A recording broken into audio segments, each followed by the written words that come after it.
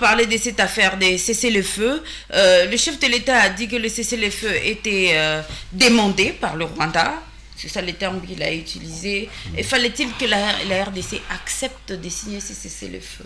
Il ne fallait pas. C'est pas parce que le Rwanda a demandé ça qu'il était en situation difficile.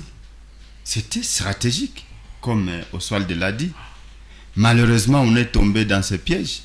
Nous, on a cru que comme ils demandent de cesser le feu, donc ils sont en situation difficile. Bien au contraire. Vous savez, parfois, comme je l'ai dit, l'entourage du chef en politique dit beaucoup de choses.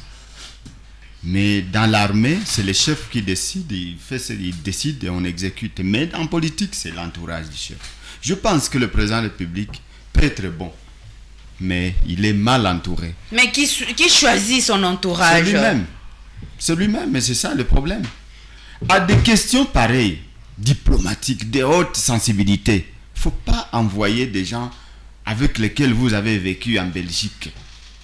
Il faut envoyer des personnes comme Rubacha, comme Théo Mousseme, comme Désiré, comme ceci. Nous vivons la situation. Nous la connaissons bien. Nous savons, parmi nous, il y a ceux qui ont vécu avec les Hutus rwandais qui étaient ici pendant la période des refuges. Quel est le FDLR qui pouvait encore survivre après? Ils ont combien d'années ici? Depuis trentaine. Ça fait à peu près 30 ans aujourd'hui. Oui. Vous imaginez des petits-enfants avec lesquels ils venaient. Aujourd'hui, peuvent avoir 30 ans. Et 30 ans de souffrance. Qui pouvait survivre? Donc, on ne peut pas tomber dans ces pièges comme ça.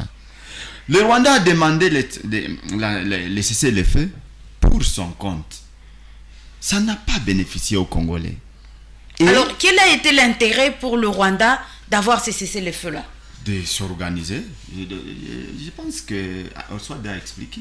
Donc, s'organiser, bien faire continuer à conquérir, n'est-ce pas, des espaces, bien faire ses élections, comme les militaires rwandais, ils votent. Le cessez-le-feu, c'était après les élections, après la trêve humanitaire. En principe, le cessez-le-feu devait commencer le 4 août.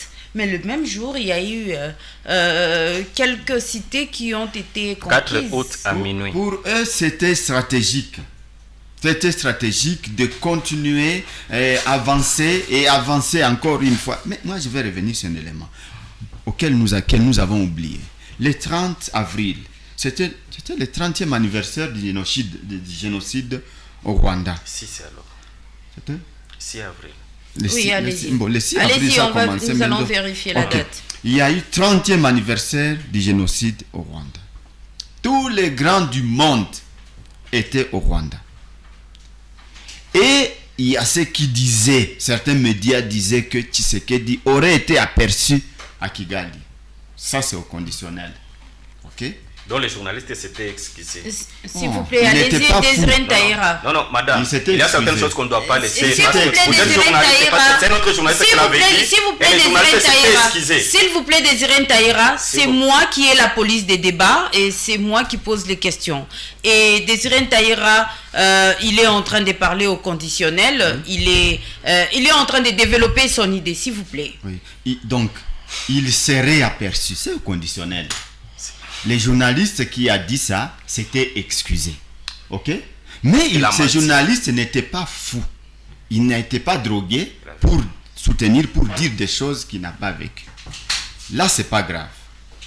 On ne nous dira pas. Et c'est après ce 6 avril, ce 30e anniversaire du génocide, qu'on a vu les M23 avancer de manière spectaculaire sur le front. Qu'est-ce qui se passe?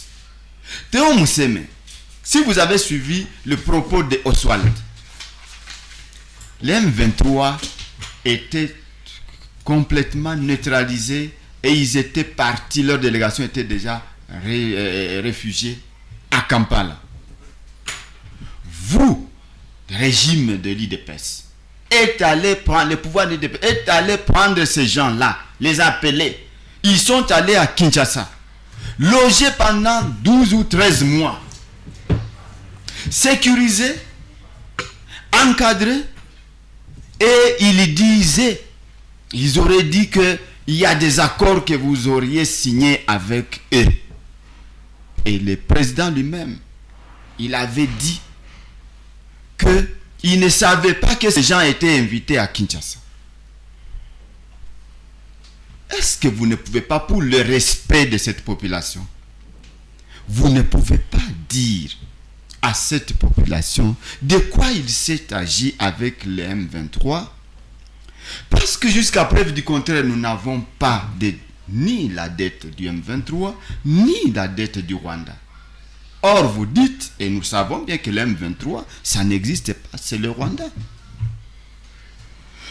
Ces localités qui sont déjà prises, je vous dis que c'est plus que le Rwanda. Et ceux qui disent, pensent bien que Goma ne tombera. Goma est déjà tombé. Si on a déjà pris toutes ces localités qui ravitaillent Goma, qu'est-ce que la ville importe pour les M23? Ils ont l'argent, ils ont les sols et les sous-sols qu'ils exploitent pour avoir tout ce qu'ils peuvent avoir. Et là, c'est cette politique-là de digression que vous entretenez qui fait mal. Vous ne savez pas dire la vérité à la population. Même si on dit que la politique par excellence, c'est ce qu'on ne dit pas.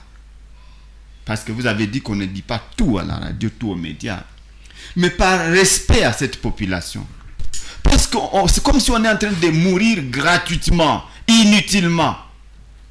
Alors que, Théo, lorsque vous regardez la mobilisation à tous les niveaux des Congolais pour défendre la patrie, nous avons une nation assez brave, un peuple brave, mais trahi par ses dirigeants. Et là, c'est un problème. Le Rwanda bénéficie beaucoup de la complicité nationale et internationale contre le Congo. Contre le Congo. Et un jour, vous payerez les comptes. Vous aurez des comptes à rendre à cette population. Parce que vous engagez les gens, vous les poussez à mourir alors que vous ne dites pas la vérité exactement de quoi il s'agit pour le Congo. Le président de la République, oui, j'ai apprécié son propos quand il a dit, il a expliqué, mais qu'est-ce qu'il a expliqué? Parce que cette population n'a pas besoin de toutes ces explications-là. On a besoin des résultats. La paix est revenue au Congo, à l'est du Congo. Très bien, on va l'accompagner.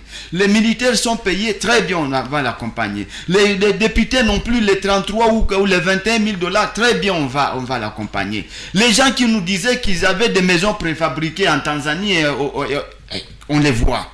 Et c'est ça la transparence. Mais qu'on commence à nous parler de propos, je ne sais pas quoi, il a bien parlé en français, on n'a pas besoin de ça. Et mon ami qui a dit que bon, j'ai quitté Katumbi, je devais le quitter, il n'y a pas un accord avec Katumbi. Ah, tu l'as déjà quitté? Clairement, je l'ai dit, j'ai quitté Ensemble pour la République. Moi, je ne mâche pas les mots quand je dis oui, c'est oui, le non, c'est non. Et donc, je ne suis plus d'Ensemble pour la République, j'ai quitté Katumbi, je ne l'engage pas. Et donc, ce sont des intérêts. Je trouve bien que tu peux avancer. On ne peut pas être un opposant le soir, être du pouvoir la journée. Non, moi, je n'aime pas le flou. J'avance. Mais ce qui nous intéresse, c'est quoi? C'est le Congo d'abord. Mon cher ami, si vous étiez au front, si vous regardiez comment les gens sont en train de mourir, des enfants sont en train de mourir, cette population n'a pas besoin de votre argent, de l'or et des minéraux. On a besoin de la paix seulement. Merci beaucoup, Désiré.